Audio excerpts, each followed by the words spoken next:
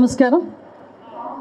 అందరికీ, తెలుగు ప్రజలందరికీ, దేశంలో ఉన్న ప్రజలందరికీ కూడా, ఎస్పెషల్లీ ఆంధ్ర రాష్ట్ర ప్రజలందరికీ కూడా కనకదుర్గమ్మ శరన్నవరాత్రి మహోత్సవాలు ప్రారంభ శుభాకాంక్షలు తెలియజేసుకుంటూ, ఈరోజు నుంచి జరగబోయే నవరాత్రి ఉత్సవాలు అంగరంగ వైభవంగా ఇంద్రకీలాద్రి మీద ఈరోజు మనకి స్టార్ట్ అవ్వడం నిజంగా చాలా శుభపరిణామం కింద భావించాలి. ఈరోజు ఎంతమంది భక్తులు రాగలరు, ఎంతమంది భక్తులు వస్తారు, లాస్ట్ ఇయర్ శరన్నవరాత్రుల ఉత్సవాల్లో ఓవరాల్గా ఎంతమంది వచ్చారు, ఈసారి ఎంతమంది వస్తారు అన్న బ్యారేజ్ వేసుకొని అటు దేవాదాయ శాఖ కానీ, అదేవిధంగా ఓవరాల్ అడ్మినిస్ట్రేషన్ దగ్గర 36 విభాగాలన్నీ కూడా ఇక్కడ కూర్చొని ఏర్పాట్లన్నీ కూడా సమీక్షించడం జరిగింది. సుమారుగా పోలీస్ సిబ్బంది దగ్గర 4500 మంది పోలీసు సిబ్బంది కూడా ఈరోజు ఇక్కడ డిప్లాయ్ అయి ఉన్నారు. ఏ భక్తులకి కూడా అసౌకర్యాలు కలగకుండా ఉండాల్సిన బాధ్యత కూడా ఈరోజు గవర్నమెంట్ తీసుకుంది. ప్రత్యేకంగా ఈ నవరాత్రి ఉత్సవాల్లో లాస్ట్ ఇయర్ సుమారుగా 13 లక్షల మంది ఈ నవరాత్రి ఉత్సవాల్లో పాల్పంచుకున్నారు అని చెప్పి మన దగ్గర నివేదికలు కూడా ఉన్నాయి. దాన్ని బేస్ చేసుకొని ఈ సంవత్సరం డెఫినెట్గా పెరుగుతారు అనే ఉద్దేశంతో ఇంచుమించుగా ఒక 20 లక్షల మంది భక్తులు వచ్చినా కూడా ఎటువంటి ఇబ్బంది కలగకూడదు అనే ఉద్దేశంతో ఈరోజు గవర్నమెంట్ చాలా నిర్ణయాలు తీసుకుంది. సపరేట్గా ఒక ముసలి వాళ్ళకి కానీ, పిల్లలున్న వాళ్ళకి కానీ సపరేట్ క్యూ లైన్స్ కానీ, విఐపీస్ వచ్చినా కూడా విఐపీస్కి కూడా ఒక స్లాట్ ఏర్పాటు చేసుకున్నాం. ఆ స్లాట్ బేస్ చేసుకునే వాళ్ళు విఐపీస్ కూడా వచ్చి దర్శనం చేసుకుంటారు.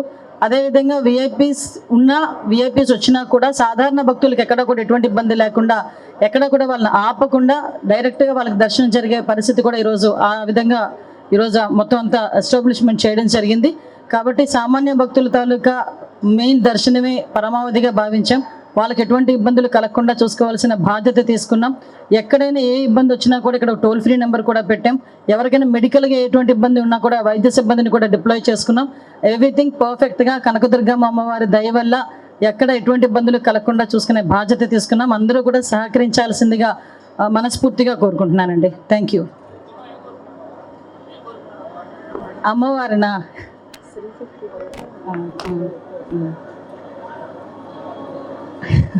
అమ్మవారిని ఎప్పుడు కోరుకున్నట్టే 20 సంవత్సరాలు రాబోయే అన్ని సంవత్సరాలు కూడా రాష్ట్రం సుభిక్షంగా ఉండాలి అంటే ఎన్డీఏ కూటమి ప్రభుత్వం మాత్రమే అధికారంలో ఉండాలి. దానికి కావలసిన శక్తిని, ఆ సమయస్ఫూర్తిని అన్నిటినీ కూడా గౌరవ ముఖ్యమంత్రి చంద్రబాబు నాయుడు గారికి, ఉప ముఖ్యమంత్రి పవన్ కళ్యాణ్ గారికి, అదేవిధంగా నారా లోకేష్ గారికి అందరికీ కూడా అందించాలని, ప్రతి ఒక్కరు కూడా ఆయురారోగ్యాలతో, రాష్ట్రంతో ఆయురారోగ్యాలతో సుభిక్షంగా ఉండాలని మనస్ఫూర్తిగా కోరుకున్నా.